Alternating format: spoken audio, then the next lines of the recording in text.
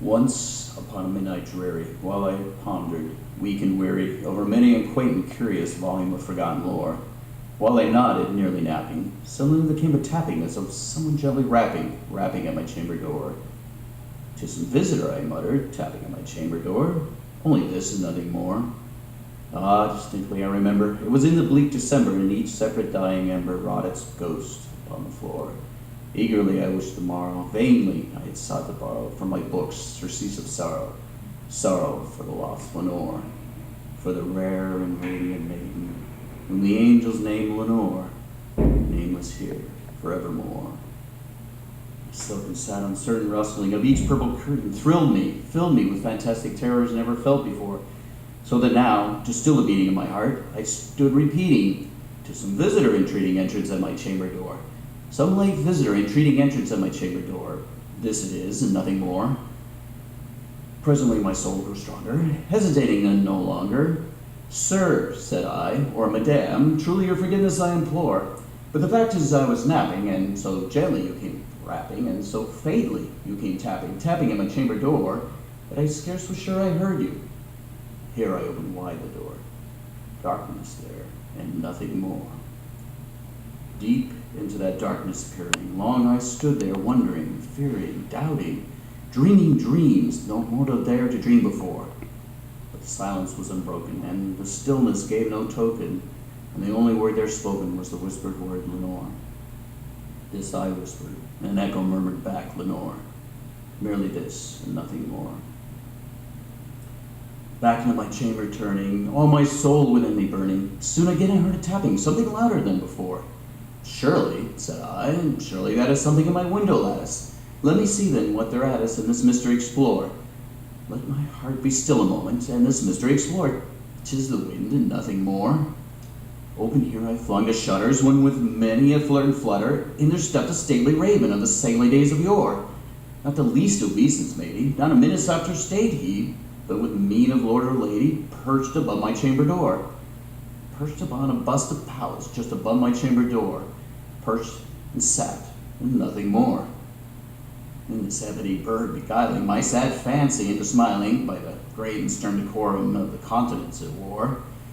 Though thy crest be short and shaven, thou, I said, art sure no craven, gasped a grim and aged raven, wandering from the nightly shore.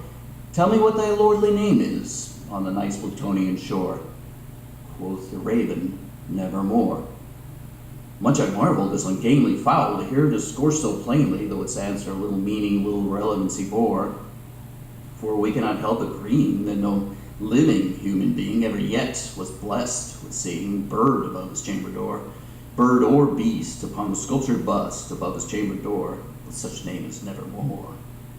But the raven, sitting placid on the placid bust, spoke only that one word, as if his soul in that one word he did outpour. Nothing further than he uttered, not a feather then he fluttered, till I scarcely more than muttered, "Other friends have flown before. On the morrow he shall leave me, as my hopes have flown before." Then the bird said, "Nevermore." Startled at the stillness broken by reply so aptly spoken, "Doubtless," said I, "what it utters is it only stock and store, caught from some unhappy master, whom a merciful disaster followed fast and followed faster, till his songs one burden bore, till the dirges of his hope that melancholy burden bore of nevermore." But the raven, still beguiling all my sad soul into smiling, straight wheeled a cushioned seat in front of bird and bust and door. Then upon the velvet sinking, I betook myself to linking fancy unto fancy, thinking what this ominous bird of yore, with this grim, ungainly, ghastly, gaunt, and ominous bird of yore, meant in croaking nevermore. Thus I sat engaged in guessing, but no syllable expressing to the fowl whose fiery eyes now burned in my bosom's core. This and more I sat divining, with my head at ease reclining, on the cushion's velvet lining that the lamplight gloated o'er. But whose velvet violet lining that the lamplight gloating o'er she shall press, nevermore. Then methought the air grew denser, perfume from an unseen censer swung by seraphim whose footfalls tinkled on the tufted floor. "Wretch," I cried, "thy God hath lent thee, by these angels he hath sent thee respite. respite in the Nepenthe from thy memories of Lenore. Quaff, oh quaff this quiet Nepenthe, and forget this lost Lenore.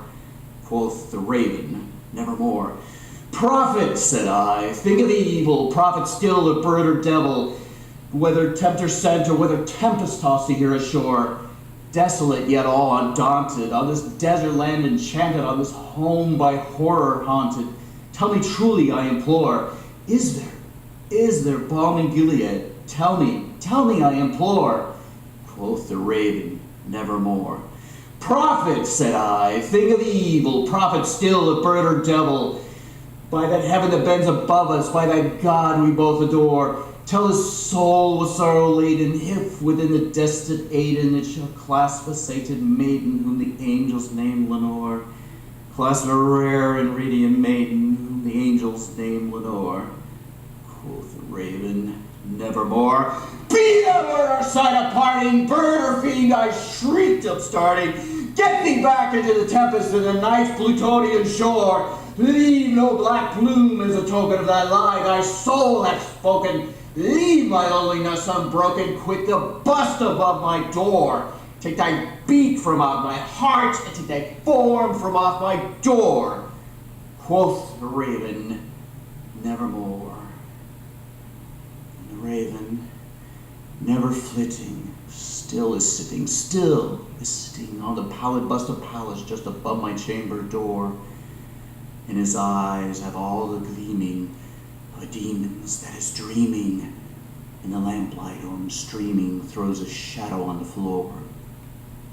And my soul from out that shadow that lies floating on the floor shall be lifted nevermore.